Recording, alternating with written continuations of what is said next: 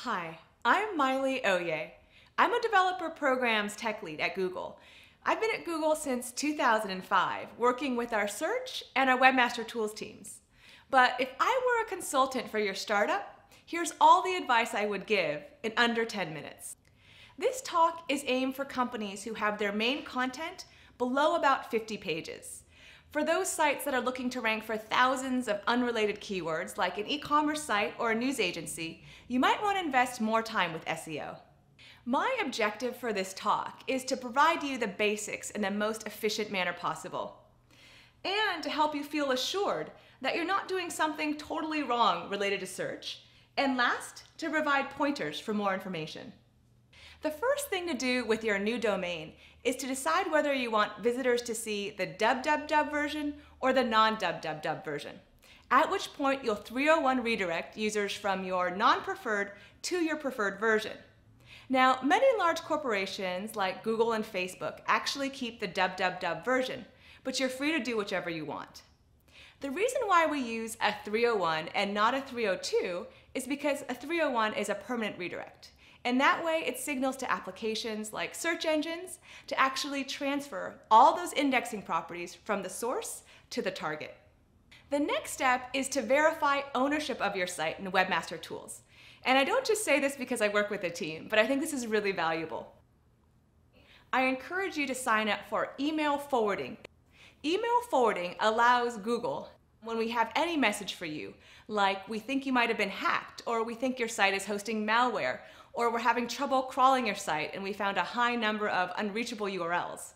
So any of those messages can be forwarded to Google Webmaster Tools, and if you have email forwarding enabled, can be forwarded directly to the inbox that you check every day.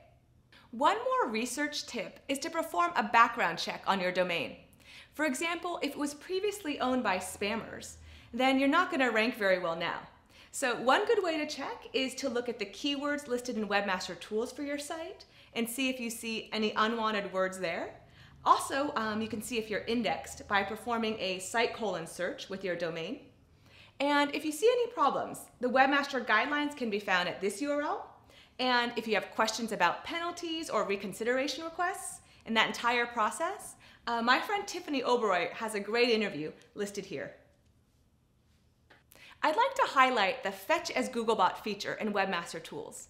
It's a great feature because you give us a URL and then we'll perform a crawl as Googlebot, and you can see exactly whether we've been redirected appropriately and exactly what content we download. An additional part of this feature, and I think this is really useful, is that you can actually tell us to not just crawl, but to submit to index for that URL. And this way, anytime you update a page or you create an entirely new page, you can trigger that entire process to happen by Google and have it available to searchers even faster. My next advice is to include analytics code, whether it's Google Analytics or another provider. Now, you want to start collecting this data even if you're not ready to use it, because once you hire someone, it's better to have some historical information about your site. The next part is the strategy in your site design. You'll want to create a great experience for all your visitors and their different personas. So consider your customers, also your investors, and what content will they see, or even the press. Some questions to ask when it comes to site strategy are utility. Does our site design meet the needs of each persona, and does each persona have a great experience? Navigation. If a searcher lands on a child page, and that's common with search results, they don't funnel directly through your homepage all the time, can they figure out where they are, and can they easily navigate to where they want to be? Another question is about whether or not your site is focused. Does each page contain one logical topic that's obvious to visitors? It's common with startups that, because you're tight on time and resources, that as you collect more information, you just add that to existing pages and make those extremely long, forcing users to scroll. But instead, think about your site design and if that should be broken up into separate pages. The next step, and this is especially helpful for startups, is to define your conversion. Whether that means for group foo of visitors to sign up for the newsletter or to contact your biz dev lead or to try your product, you want to have a relevant conversion possible on every page, like a call to action, and not force users to make extra clicks. When it comes to your copy, or the actual information that you have on each page, it's great to include relevant keywords naturally in your text. These keywords are like query terms that normal people would use to find your product or your business. So, for example, companies might call themselves as selling athletic footwear, but in your actual copy, it's better to include terms like running shoes, which is what people actually search for. One more thing I wanted to mention about the copy on your pages is to answer your visitors or the personas questions that they might have. For example, is the product reputable? Perhaps show reviews or let other users review. Or if a user might ask, what if this product doesn't work? Then explain the customer satisfaction policy. Every page should include a unique topic, a unique title, as that can be displayed in search results, a unique meta description, which might be displayed as the snippet, and then for non-dynamic sites, this is just a best practice, but it's good to have keywords in the file name, lowercase and hyphen separated. And then of course, descriptive anchor text for every link, whether you're linking internally or externally to another site. So here's anchor text that could use some improvement.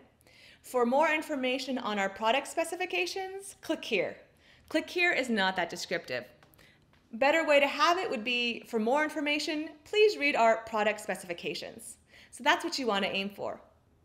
A good example of a site that has a unique topic on each page, as well as a unique title and descriptive anchor text, can be shown with this search result for NASA.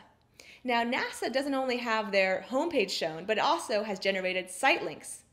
These site links are created algorithmically by Google, but they can be influenced by great site design, having a unique title, as well as great anchor text. I'll quickly cover some potential pitfalls. Please do not hire a rogue or shady SEO. If they guarantee any rankings, it is too good to be true. Please don't participate in link schemes or buying links for the purpose of passing PageRank. And last, I know it's great to have a fancy site, but try not to focus so much on site fanciness that you don't actually have indexable and searchable text.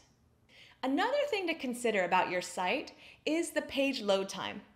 I've noticed a lot of startups don't necessarily have time to focus on this, but it's good to know that Akamai actually did a study of e-commerce sites and found that 2 seconds is the threshold for e-commerce site acceptability. At Google, we aim for under a half second.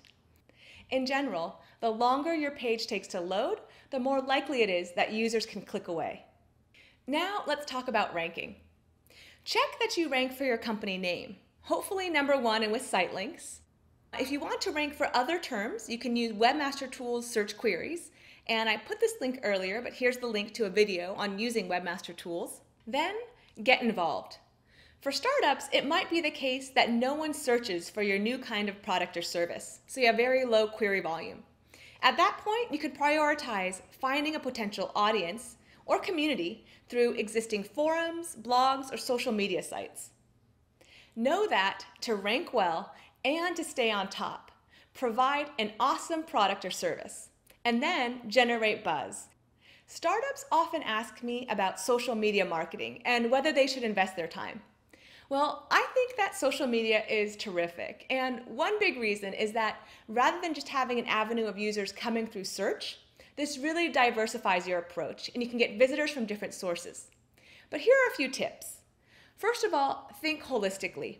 So you might create an identity on key sites and then participate, but remember you eventually want to connect users to an entry point of conversion. So think about that entire user experience from the social media site directly to conversion on your site. Also, and this is fairly obvious, but focus your energy where your audience actually hangs out. And last, play to your authentic strengths. It's likely that your company has limited resources, so if your CEO likes to tweet, then go ahead and let them. Or if you have a salesperson who really enjoys Facebook, then that's terrific. Or if you have a developer who's already on Google Plus or Stack Overflow, then have them represent your company and interact with the community there. My last takeaway is this. Even with great advertising and terrific marketing, valuable conversion still happens on your site. So please, stay focused and make sure you're ready. Thanks so much for your time.